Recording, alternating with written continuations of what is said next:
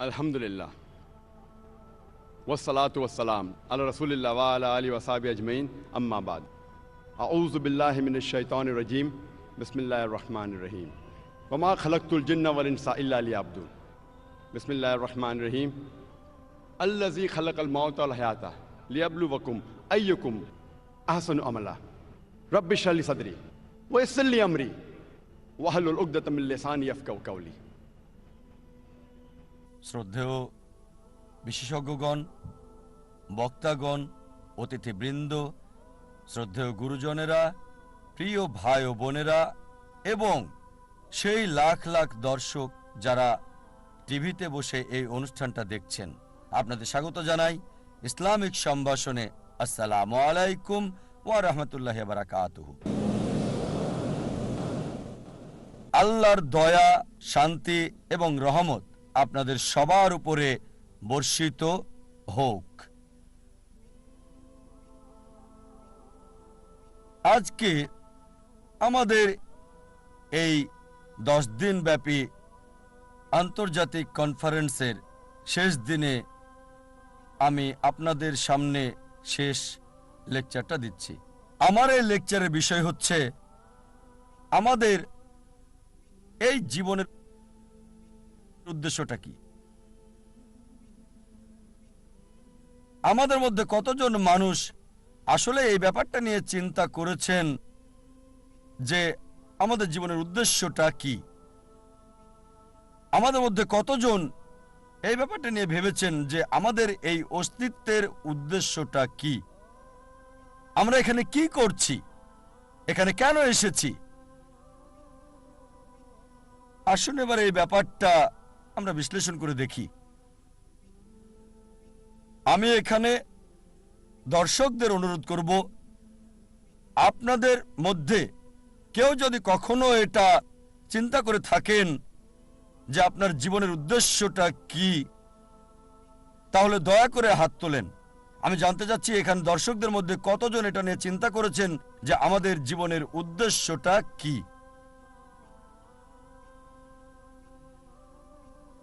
এখান থেকে দেখতে পাচ্ছি 10-15 জন, খুব বেশি হলে 100 জন।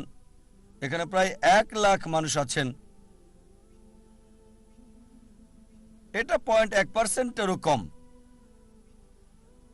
অনেকে হয়তো হাত তুলতে লজ্জা পাচ্ছেন, তারপর এটা বলতে পারি যে এই মানুষের মধ্যে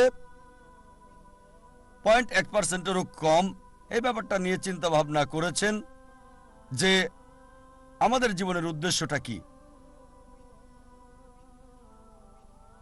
এখন আমাদের জীবনের উদ্দেশ্যটা কি এটা নিয়ে জানা খুবই কি জরুরি। আপনাদের আমি একটা উদাহরণ দিচ্ছি। মনে করেন একজন লোক হাঁটতে হাঁটতে একটা মোড়ের উপরে আসলো, তখন সে আরেকজনকে জিজ্ঞেস করলো, এই রাস্তাটা কোন দিকে গেছে ভাই? সেই পথিক বলল, আপনি কোথায় যেতে চান? লোকটা বলল, যে কোনো জায়গায়।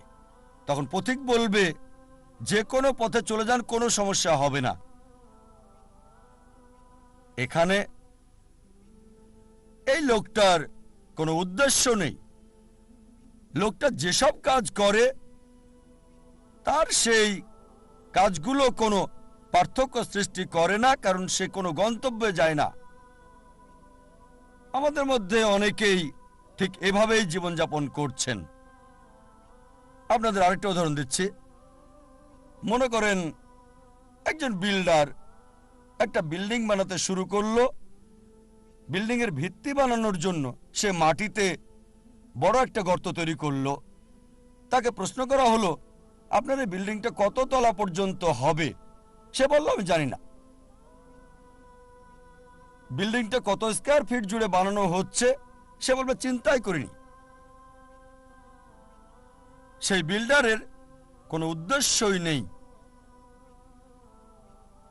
একবার একজন লোক তার প্রতিবেশীকে বলল, আপনার কুকুরটা সব সময় গাড়ি দেখলে তার পিছনে ধাওয়া করে। ভাবছি এই কুকুরটা কখনো কি গাড়িটাকে ধরতে পারবে? প্রতিবেশী উত্তর দিল, কোনো গাড়িকে ধরতে পারবে কি না সেটা নিয়ে ভাবছি না, আমি ভাবছি গাড়িটা ধরতে পারলে কুকুরটা তখন কি করবে। যে লোকটা বলছে কখনো ধরতে পারবে কিনা জানি না, সে বুঝতে পারছে না। আর প্রতিবেশী কুকুরটার মালিক, সে কিন্তু বুঝতে পারছে গাড়িটাকে ধরতে পারলে সে কুকুরটা তখন কি করবে। এখানে কুকুরটার উদ্দেশ্যটা কি? দুর্ভাগ্যজনকভাবে আমাদের অনেকেই আমাদের জীবনটাকে এভাবেই পার করে দিচ্ছি, এই কুকুরটার মতোই। লোকজন গ্র্যাজুয়েশন করে, তাদের জিজ্ঞেস করবেন আপনি গ্র্যাজুয়েশন করছেন কেন, তারা কারণটা জানে না। কারণটা এই যে তারা গ্র্যাজুয়েট হতে চায়। গ্র্যাজুয়েশন শেষ করে আপনি কি করবেন সে বলল আমি জানি না। আমাদের বেশিরভাগই জীবনটাকে পার করছি গন্তব্য ছাড়া লোকটার মতো, অথবা সেই কুকুরটার মতো যে গাড়িকে ধরতে পেছনে ছুটছে কোনো উদ্দেশ্য ছাড়াই। আমাদের অনেকেই আমরা না বুঝেই অন্য মানুষের উদ্দেশ্যকে নকল করি। কোনো ছাত্রকে প্রশ্ন করবেন আপনি কমার্স পড়ছেন কেন, সে উত্তর দেবে কারণ আমার বন্ধু কমার্স পড়ছে। আবার অনেকেই বিভিন্ন অভিনেতা আর মডেলদের নকল করার চেষ্টা করে, তারা এটা না বুঝেই করে। একবার এক লোক গ্রাম থেকে বোম্বেতে আসলো বড়লোক হওয়ার জন্য। তাকে একবার প্রশ্ন করা হলো যে আপনি বোম্বেতে আসলেন কেন। সে তখন বলল আমি হিন্দি সিনেমায় দেখেছি অমিতাভ বচ্চন খুব গরিব ছিল, তারপর বোম্বেতে এসে এক রাতের মধ্যে অনেক বড়লোক হয়ে গেল। এজন্য আপনারা প্রায় দেখবেন বোম্বের আশেপাশের এলাকা থেকে লোকজন বোম্বেতে চলে আসে যাতে সে এক রাতে ধনী হয়ে যেতে পারে। এই কারণে আমরা দেখতে পাই বোম্বেতে বস্তির সংখ্যা বেড়েই যাচ্ছে। অনেক সময় আপনারা দেখবেন যে অভিনেতা আর মডেলরা ব্র্যান্ড অ্যাম্বাসাডর হয়, বিভিন্ন পণ্যের মার্কেটিংও করে।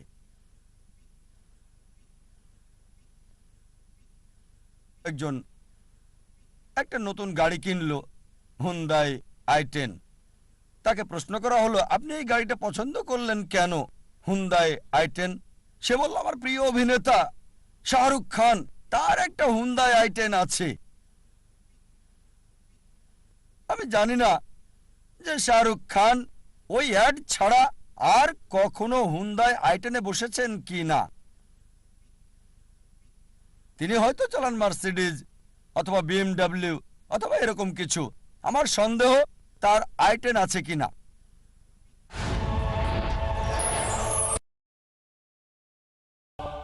শাহরুখ খান মডেল হয়েছেন ঘড়ির, ট্যাগ হিওর ঘড়ির, তিনি ব্র্যান্ড অ্যাম্বাসেডর এই বিখ্যাত ট্যাগ হিওর ঘড়ির। আর আমরা দেখি যে অনেক ভক্তই তার এই ঘড়ি কিনে থাকে। এখন শাহরুখ খানের অভিনয়ের সাথে এই ট্যাগ হিওরের সম্পর্কটা কি? এই ট্যাগ হিওর ঘড়িটা কি তার অভিনয়ের ক্ষেত্রে কোনো সাহায্য করে যাচ্ছে? আমার তো মনে হয় শাহরুখ খান বিখ্যাত হওয়ার পরে এই ট্যাগ হিওর ঘড়ি পরেছেন। এরকম বিভিন্ন উপায়ে মিডিয়ায় পণ্যের মার্কেটিং করা হয়, আর দুর্ভাগ্যজনকভাবে আমরা অন্য মানুষকে নকল করার চেষ্টা করি, বেশিরভাগ সময় কিছু না বুঝেই।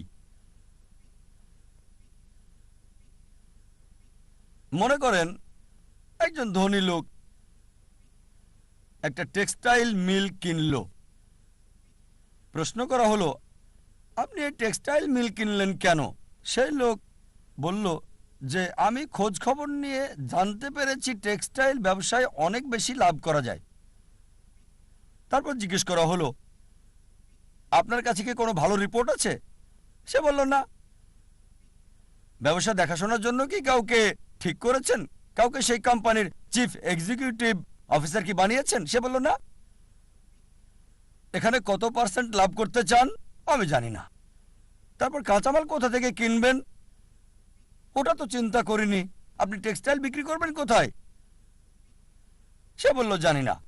আপনার কি মনে হয় এই মিল মালিক টেক্সটাইল ব্যবসায় কোনো লাভ করতে পারবে। আবার ধরেন আরেকজন লোক, তার একটা উদ্দেশ্য, তার উদ্দেশ্য হচ্ছে পৃথিবীর সেরা বিজ্ঞানী হওয়া।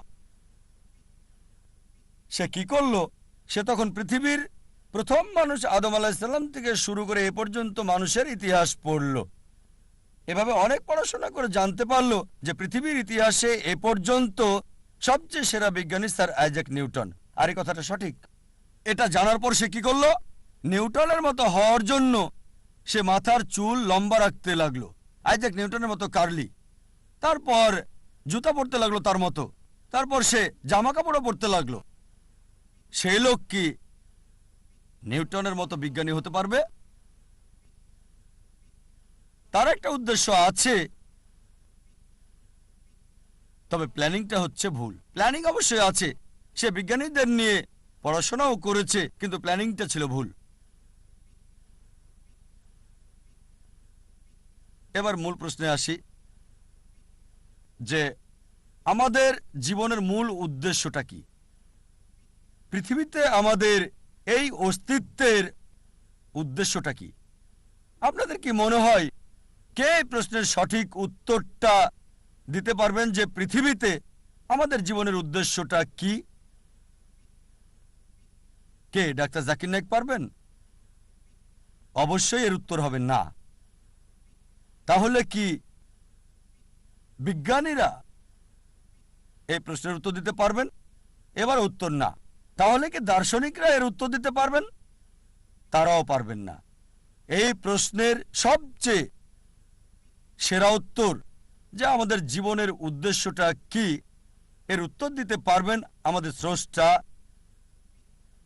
সর্বশক্তিমান আল্লাহ সুবহানাহু ওয়া তাআলা। আমার লেকচারের শুরুতে পবিত্র কোরআনের একটা আয়াত বলেছিলাম, সূরা জারিয়াত অধ্যায় 51 আয়াত 5 ও 6। এখানে আল্লাহ বলেছেন, ওয়ামা খালাকতুল জিন্না ওয়াল ইনসা ইল্লা লিয়াবুদুন। আমি জিন এবং মানুষকে সৃষ্টি করেছি আমার ইবাদতের জন্য। জিন এবং মানুষকে সৃষ্টি করেছি শুধু আমার ইবাদতের জন্য।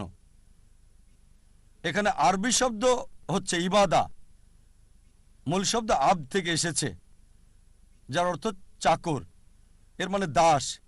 ইবাদা মানে নির্দেশ পালন, মানে গোলামি, এর মানে অনুগত, সমর্পণ করা। সংক্ষেপে ইবাদা মানে গোলামি বা আল্লাহ সুবহানাহু ওয়া তাআলার নির্দেশ মান্য করা। আমাদের স্রষ্টা সর্বশক্তিমান আল্লাহর যা কিছু আল্লাহ সুবহানাহু ওয়া তাআলা সর্বশক্তিমান আল্লাহ নির্দেশ দিয়েছেন আমরা মানি, এটাই হচ্ছে ইবাদা, এটাই প্রার্থনা। যেমন ধরেন আল্লাহ সুবহানাহু ওয়া তাআলা বলেছেন 5টি পিলার মানতে হবে। যদি তাওহীদে বিশ্বাস করেন যে কোনো উপাস্য নেই আল্লাহ ছাড়া, তাহলে ইবাদত করছেন, আপনি আল্লাহর উপাসনা করছেন। যদি প্রার্থনা করেন, সালাহ আদায় করেন, আপনি ইবাদত করছেন, আল্লাহ সুবহানাহু ওয়া তাআলার উপাসনা করছেন। যদি যাকাত দেন, বাধ্যতামূলক দান, ইবাদত করছেন, আল্লাহ সুবহানাহু ওয়া তাআলার উপাসনা করছেন। যদি রোজা রাখেন, ইবাদত করছেন, আল্লাহ সুবহানাহু ওয়া তাআলার উপাসনা করছেন। আল্লাহ কোরআনে বলেছেন যে প্রতিবেশীর হক আদায় করতে হবে, তাই যদি প্রতিবেশীর হক আদায় করেন, যেহেতু কোরআন বলছে সূরা মাউন অধ্যায় 107 আয়াত 7, তাহলে ইবাদত করছেন, আল্লাহ সুবহানাহু ওয়া তাআলার উপাসনা করছেন। যদি বিরত থাকেন যেগুলো থেকে সর্বশক্তিমান স্রষ্টা আল্লাহ সুবহানাহু ওয়া তাআলা বিরত থাকতে বলেছেন, তাহলে আপনি ইবাদত করছেন। যদি মদপান থেকে বিরত থাকেন, আপনি ইবাদত করছেন। যদি শুকর না খান, তাহলে আপনি ইবাদত করছেন, আল্লাহ সুবহানাহু ওয়া তাআলার উপাসনা করছেন। যদি বিরত থাকেন চুরি করা থেকে, ধোঁকা দেওয়া থেকে, মিথ্যে বলা থেকে, আপনি ইবাদত করছেন, আল্লাহ সুবহানাহু ওয়া তাআলার উপাসনা করছেন। সংক্ষেপে আল্লাহ সুবহানাহু ওয়া তাআলার নির্দেশ মান্য করলে, নিজের ইচ্ছাকে আল্লাহর কাছে সমর্পণ করলে আপনি ইবাদত করছেন, আপনি আল্লাহ সুবহানাহু ওয়া তাআলার উপাসনা করছেন। আর মানুষের প্রতিটি কাজই ইবাদত বললে গণ্য হবে যদি দুটি শর্ত মানেন। এক নম্বর হচ্ছে কাজটি করা হবে কেবলমাত্র আমাদের স্রষ্টা আল্লাহ সুবহানাহু ওয়া তাআলার সন্তুষ্টির জন্য।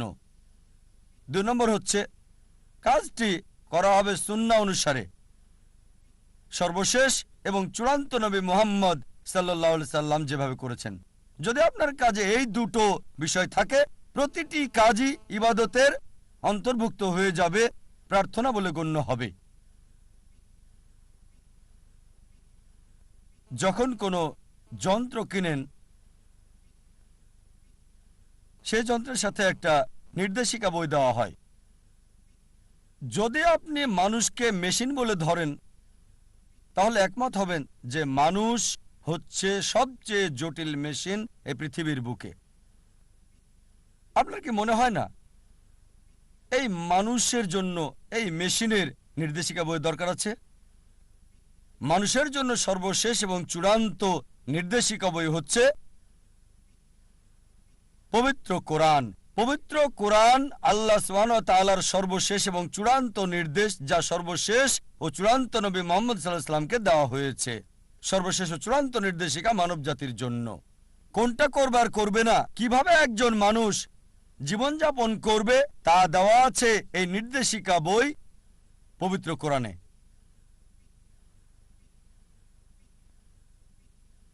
অনেকে আমাকে প্রশ্ন করে, কেন সর্বশক্তিমান আল্লাহ ইবাদত চান আমাদের? আমাদের ইবাদত কি তার প্রয়োজন? কেন চান আমরা তার প্রশংসা করি? আল্লাহু আকবার, আল্লাহ মহান, সর্বশক্তিমান আল্লাহ কি প্রশংসার প্রয়োজন? আল্লাহ উত্তর দিচ্ছেন পবিত্র কোরআনে, সূরা ফাতির অধ্যায় 35 আয়াত 15, হে মানুষ, তোমরাই আল্লাহর মুখাপেক্ষী, আর আল্লাহ সকল অভাব মুক্ত, সকল প্রশংসা তার। কোরআন বলছে সূরা ফাতিরে অধ্যায় 35 আয়াত 15, হে মানুষ, তোমরাই আল্লাহর সাহায্য প্রার্থী, আল্লাহ সকল অভাব মুক্ত, প্রশংসা কেবল তারই। আমাদেরকে আল্লাহ সুবহানাহু ওয়া তাআলা ইবাদত করতে বলেন, তার প্রশংসা করতে বলেন, তার ভালোর জন্য নয়, আমাদের ভালোর জন্য। যখন আল্লাহু আকবার বলি, এটা আল্লাহকে মহান করে না, আল্লাহ এমনিতেই অতি মহান। আপনি আল্লাহু আকবার বলেন আর না বলেন, তারপরও আল্লাহ অতি মহান থাকবেন। এতে আল্লাহ সুবহানাহু ওয়া তাআলার কিছু যায় আসে না।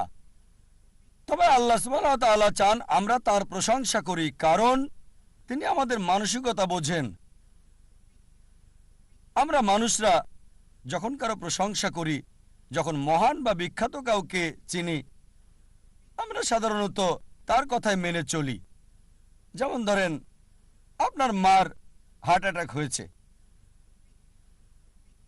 আপনার কাছে একটা অপশন, একজন সাধারণ মানুষ এসে আপনাকে উপদেশ দিচ্ছে, আপনি কি তার উপদেশ মানবেন, নাকি পৃথিবীর সবচেয়ে বড় হার্ট স্পেশালিস্টের উপদেশ আপনি মানবেন? সেই লোকটি আপনাকে ফ্রি উপদেশ দিচ্ছে, আপনি কার উপদেশ নেবেন? হার্ট অ্যাটাক হয়েছে আপনার মায়ের জন্য, পৃথিবীর বিখ্যাত হার্ট স্পেশালিস্টের উপদেশ নাকি সাধারণ লোকের? এটা স্বাভাবিক, কারণ জানেন হার্ট স্পেশালিস্ট বিখ্যাত, লোকজন তার প্রশংসা করে, আপনি তার উপদেশই মানতে চাইবেন। একইভাবে আল্লাহ সুবহানাহু ওয়া তাআলা আমাদের প্রশংসা চান। তিনি মহান, আল্লাহ অতি মহান, আল্লাহ সবকিছু জানেন, আল্লাহ মহাজ্ঞানী। তাই যখন আমরা বলি যে তিনি হচ্ছেন মহাজ্ঞানী, আর যখন তিনি আমাদেরকে উপদেশ দেন, আমরা অনুসরণ করতে চাই। যদি না মানেন তিনি মহাজ্ঞানী, মহাপ্রজ্ঞাশীল, তাহলে তার উপদেশ মানার সম্ভাবনা কম। তাই আল্লাহ সুবহানাহু ওয়া তাআলা আমাদের ইবাদত চান, প্রশংসা চান, তার উপকারের জন্য নয়, এটা আমাদের উপকারের জন্য। আল্লাহ বলেন সূরা ফাতির অধ্যায় 35 আয়াত 15, হে মানুষ, তোমাদেরই আল্লাহর সাহায্য দরকার, আর আল্লাহ কারো মুখাপেক্ষী নন, সকল প্রশংসা তারই।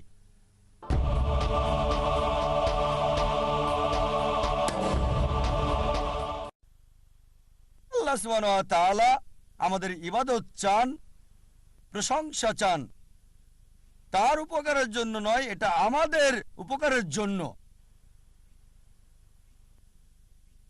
আল্লাহ বলেন সূরা ফাতির অধ্যায় ৩৫ আয়াত ১৫, হে মানুষ, তোমাদেরই আল্লাহর সাহায্য দরকার, আর আল্লাহ কারো মুখাপেক্ষী নন, সকল প্রশংসা তারই। আরেকটা উদাহরণ দিচ্ছি। ধরেন কোন এক দম্পতি বিয়ে হয়েছে কয়েক বছর আগে, তাদের কোনো সন্তান নেই। সাধারণত অধিকাংশ এরকম দম্পতি দুঃখে থাকে। আবার আরেকটা দম্পতি আছে, আর তাদের একটা সন্তান আছে, আদর স্নেহ দিয়ে লালন পালন করছে। যখন সন্তানটি ১৫ বা ১৬ বছরের হলো, তখন সে মারা গেল। স্বাভাবিকভাবেই তারা খুব দুঃখ পাবে। প্রথম দম্পতি যাদের সন্তান নেই তারা দুঃখে থাকে, তবে দ্বিতীয় দম্পতি মানে যাদের সন্তান আছে, লালন পালন করার পর টিনেজ হওয়ার পর বাচ্চাটি মারা গেল, তারা আরো বেশি দুঃখ পাবে। এখন তৃতীয় প্রকারের পিতামাতা রয়েছে, যাদের সন্তান আছে, তাকে ভালোবাসা স্নেহ দিয়ে লালন করছে, তার দেখাশোনা করছে। তবে যখন বড় হলো, প্রাপ্তবয়স্ক হলো, তখন পিতামাতার সাথে কথা বলে না, তাদের দেখাশোনা করে না। এমন সন্তানকে আপনি তখন কি বলবেন? অবশ্যই আপনি তাকে বলবেন অমানবিক, অবিবেচক বলবেন, অকৃতজ্ঞ বলবেন। সবাই এটা মানবেন যে যদি আপনার পিতামাতা স্নেহ ভালোবাসা দিয়ে আপনাকে লালন পালন করে, দেখাশোনা করে, সবকিছু আপনাকে দেয়, বড় হলেন, প্রাপ্তবয়স্ক হলেন, তখন আর কথা বলেন না, খোঁজ খবর নেন না, এমনকি দেখাও করেন না, অবশ্যই এমন সন্তানকে বলবেন অবিবেচক, অকৃতজ্ঞ, এরা নিষ্ঠুর। এটা যদি মানেন, তাহলে চিন্তা করেন ওই সকল মানুষকে কি বলবেন যারা স্রষ্টার প্রতি অকৃতজ্ঞ। আমাদের স্রষ্টা আল্লাহ সুবহানাহু ওয়া তাআলা সর্বশক্তিমান আল্লাহ শুধু আমাদেরকে সৃষ্টি করেননি, আমাদের পিতামাতাকেও তিনি সৃষ্টি করেছেন। আপনার কি মনে হয় না ধন্যবাদ দেওয়া উচিত আল্লাহ সুবহানাহু ওয়া তাআলাকে? তার অনুগত হওয়া উচিত কিনা? আমাদের মধ্যে কতজন আল্লাহর প্রতি কৃতজ্ঞতা প্রকাশ করে তার অনুগ্রহের জন্য, তার দয়ার জন্য, যা আমাদের উপর তিনি করেছেন? কয়জন আমাদের মধ্যে? সর্বশক্তিমান স্রষ্টা আল্লাহ সুবহানাহু ওয়া তাআলা আমাদের জীবন দিয়েছেন, এই পৃথিবীর কল্যাণ দিয়েছেন, খাদ্য, বস্ত্র, আশ্রয় দিয়েছেন। চিন্তা করতে পারেন, যদি কয়েক দিনের জন্য পানি না পান, স্বাভাবিকভাবে মারা যাবেন। কয়জন আমরা আমাদের স্রষ্টাকে কৃতজ্ঞতা জানিয়েছি আল্লাহ সুবহানাহু ওয়া তাআলার প্রতি, যিনি আমাদের এই পানি দিয়েছেন? কখনো কি চিন্তা করেছেন যে বাতাস আমরা নিঃশ্বাস নিই, যদি কয়েক মিনিটের জন্য বাতাস না পাই, কি অবস্থা হবে?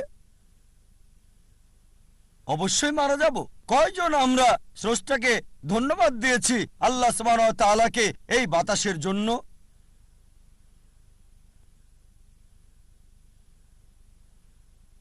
আল্লাহ বলেন কোরআনে, সূরা ইব্রাহিম অধ্যায় 14 আয়াত 34, যদি তুমি গণনা করো এই নিয়ামত আল্লাহ তাআলার, গুণে শেষ করতে পারবে না। আর মানুষ আসলেই অবিবেচক, অকৃতজ্ঞ।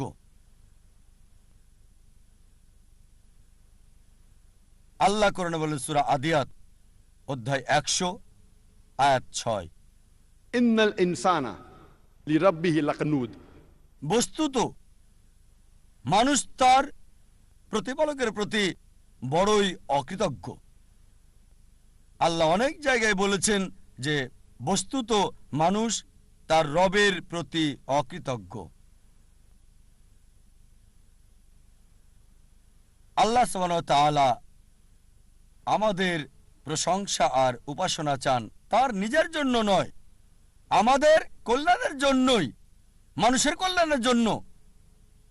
চিন্তা করেন, যখন আল্লাহ সুবহানাহু ওয়া তাআলা দেখেন যে আপনি তার উপদেশ মানছেন, এটা সৃষ্টির কল্যাণ করছে, তিনি খুশি হন। যেমন ধরেন, একজন ডাক্তার ফ্রি চিকিৎসা দিচ্ছেন, তিনি ফ্রি উপদেশ দিচ্ছেন গরিব রোগীদের।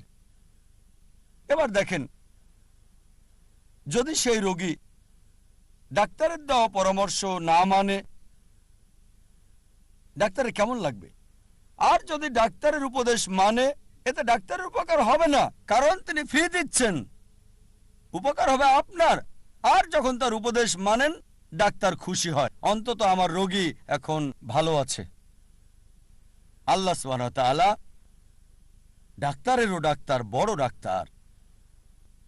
বলা হয়েছে হুয়া শাফি, তিনি সুস্থ করেন। যখনই তার উপাসনা করেন, তার আদেশ মানেন, আল্লাহ সুবহানাহু ওয়া তাআলা খুশি হন, কারণ যখনই তার প্রশংসা করেন, আদেশ মানেন, এটা তার সৃষ্টির জন্য ভালো, মানব জাতির জন্য ভালো, এটা আল্লাহ সুবহানাহু ওয়া তাআলাকে খুশি করে। আল্লাহ এজন্য খুশি হন না যে উপাসনা করছেন, প্রশংসা করছেন, তিনি খুশি হন কারণ এটা মানব জাতির উপকার করছে, তার সৃষ্টির। এমনকি যখন পাপ করেন, অপরাধ করেন, পরক্ষণে অনুতপ্ত হন, তার কাছে ক্ষমা প্রার্থনা করেন, আল্লাহ সুবহানাহু ওয়া তাআলা সাথে সাথে ক্ষমা করে দেন। আল্লাহ কোরআনে অনেক জায়গায় বলেছেন ওয়াল্লাহু গফুরুর রহিম, আর আল্লাহ অতি ক্ষমাশীল, অতি দয়ালু। অনেক জায়গায় বলেছেন, সূরা নিসা অধ্যায় 4 আয়াত নম্বর 25, সূরা মাইদা অধ্যায় 5 আয়াত নম্বর 74, সূরা হিজর অধ্যায় 15 আয়াত 49, সূরা নাহল অধ্যায় 16 আয়াত 119, সূরা আল জুমার অধ্যায় 39 আয়াত 53, সূরা বুরুজ অধ্যায় 85 আয়াত 14। ওয়াল্লাহু গফুরুর রহিম, নিশ্চয়ই আল্লাহ অতি ক্ষমাশীল, পরম দয়ালু। যদিও তাকে মানছেন না, তাকে অমান্য করছেন, তার আদেশ মানছেন না, যখনই অনুতপ্ত হবেন, আল্লাহর কাছে তওবা করবেন, আল্লাহ মাফ করে দেবেন আর খুশি হবেন। তিনি খুশি হন যে আপনি ভুল করেছেন, এই মানুষ তো আমরা তারই সৃষ্টি, তিনি ক্ষমা করবেন। আল্লাহ কোরআনে বলেছেন সূরা নিসা অধ্যায় 4 আয়াত 48 এবং সূরা নিসা অধ্যায় 4 আয়াত 116, যদি আল্লাহ চান যে কোনো গুনাহ ক্ষমা করবেন, তবে শিরক করার গুনাহ, আল্লাহর সাথে শরীক করা, আল্লাহর সাথে অংশীদার করা, আল্লাহ কখনোই ক্ষমা করবেন না। যদি কেউ শিরক করে থাকে, তার সাথে কাউকে অংশীদার করে, সে সবচেয়ে জঘন্য পাপ করেছে। তাই আল্লাহ সুবহানাহু ওয়া তাআলা চাইলে যে কোনো গুনাহ ক্ষমা করবেন, তবে শিরক ছাড়া। যদি মুশরিক হয়ে মারা যান, যদি আল্লাহর সাথে শরীক করে কাউকে মারা যান আর মৃত্যুর আগে তওবা না করে যান, যদি ক্ষমা না চান, আল্লাহ কখনোই ক্ষমা করবেন না। তাই সবচেয়ে বড় একটা পাপ, যেটা থেকে মানব জাতিকে বেঁচে থাকতে হবে, এক নম্বর হচ্ছে শিরক, আল্লাহ সুবহানাহু ওয়া তাআলার সাথে শরীক করা, সর্বশক্তিমান আল্লাহর সাথে অংশীদার করা। লোকজন প্রায় জিজ্ঞেস করে, আমরা বুঝলাম আল্লাহ মানুষ সৃষ্টি করেছেন ইবাদতের জন্য, তবে মানব জাতির আলাদা আর বিশেষত্বই বাকি, কেন আমাদের সৃষ্টি করেছেন? মানব জাতি হচ্ছে আল্লাহ সুবহানাহু ওয়া তাআলার অদ্বিতীয় সৃষ্টি, আল্লাহ সুবহানাহু ওয়া তাআলার সেরা সৃষ্টি। মানব জাতি এবং জিন হচ্ছে একমাত্র সৃষ্টি যাদেরকে ইচ্ছার স্বাধীনতা দেওয়া হয়েছে। আল্লাহ সুবহানাহু ওয়া তাআলার সকল সৃষ্টি তাদের ইচ্ছাকে সমর্পণ করেছে সর্বশক্তিমান আল্লাহর কাছে। আল্লাহ সুবহানাহু ওয়া তাআলার কাছে তাদের ইচ্ছা স্বাধীনতা নেই, তারা আল্লাহকে 100% মানে, তাদের কোনো পছন্দ নেই। তবে মানব জাতি আর জিনের সুযোগ রয়েছে মানা অথবা না মানার আল্লাহ সুবহানাহু ওয়া তাআলাকে। আল্লাহ কোরআনে বলেছেন, সূরা ৩ অধ্যায় ৯৫ আয়াত ৪, নিশ্চয়ই আমি মানুষকে সৃষ্টি করেছি উত্তম আকৃতি দিয়ে। लक़द खलक़नल इंसाना फी अहसनी तक़वीम। নিশ্চয় মানুষকে অতি উত্তম গঠনে সৃষ্টি করেছি। মানব জাতি আল্লাহ সুবহানাহু ওয়া তাআলার সেরা সৃষ্টি। উত্তম আকৃতিতে সৃষ্টি করা ছাড়াও আমরা একক, আমাদের সুযোগ আছে মানা এবং না মানার আল্লাহ সুবহানাহু ওয়া তাআলা